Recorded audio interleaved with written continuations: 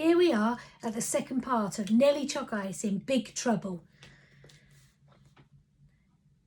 Nellie got some mackerel from the freezer and pushed it into the submarine's fuel tank. She pressed the button for the engine, but it still wouldn't start. Not enough food, Nellie muttered to herself. This submarine must have a very, very big tummy. She began to push lots more mackerel into the tank. Why aren't we going? The big man shouted. He was waving his plastic gun again and getting very hot and cross. Come on, hurry up. I told you the cops are on my tail, bird brain. Nellie stopped what she was doing and folded her flippers over her chest. Now, you just listen to me, Jack. I am not a bird brain, she said. At least I am a bird and I do have a brain. So in some ways I am a bird brain, but not the way you think. You can stop talking rubbish and going on about your tail because you don't have one. And in any case, I don't care what cops are because you haven't got any of those either. If Nellie thought her big speech was going to help her, she was very wrong. It made the big man much more angry and much more dangerous. The big man's eyes went all angry and narrow. Nellie could see this even though the big man had a paper bag over his head. The big man stopped shouting and now he began to hiss like a snake, a very big and deadly snake. He spoke slowly and in capital letters like this. Take me to Panama! The big man pointed his gun at Nellie's head. Even Nellie knew she was in big trouble. She didn't know the gun was just a toy. Her bird brain had to think of something very fast. She needed some more time. If she could keep the big man busy, then Captain Beardybeard might come back and save her. I've told you I don't know where Panama is, but if you show me which way to go, then I can try to get you there. Nellie gave the big man a cheerful smile. And I can't see properly with that gun pointing at me, she said, helpful as ever. Get up on deck, the big man ordered Nellie. My goodness, he's very bossy, isn't he? I'm surprised Nellie hasn't flippered him on the nose very hard. Maybe it's because it's pointing a space gun at her. So Nellie climbed up the ladders. Climbing ladders is very difficult for a penguin, but it's amazing what you can do when there's a big man pointing a space gun at you.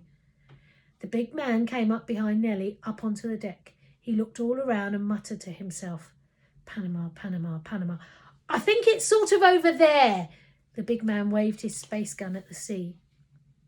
Nellie Choc Ice waddled a bit closer to him. Where that big statue is? The one with the big ice cream? That's not an ice cream, bird brain. That's the Statue of Liberty and she's holding up a flame. Oh, all right. So where did you say Panama is? Nellie asked as she crept even closer to the big man. Past the Statue of Liberty, bird brain. Out that way. The big man pointed out to sea again. And because he was pointing the space gun out at sea, he wasn't pointing it at Nellie. Oh, good.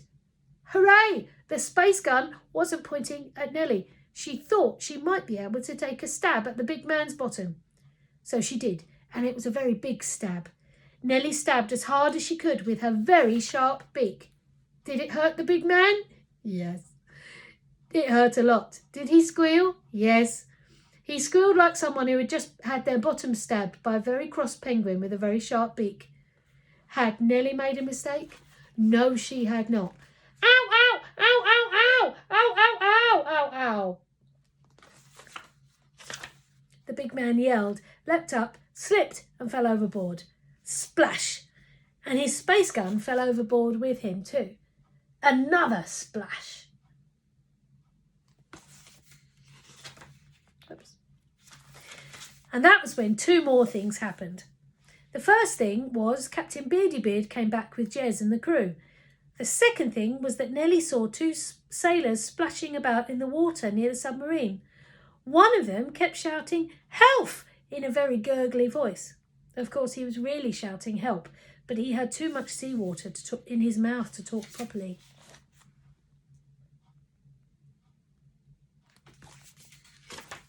Now, Nellie knew that the big man had thrown these two members board, and when he tried to hijack the submarine.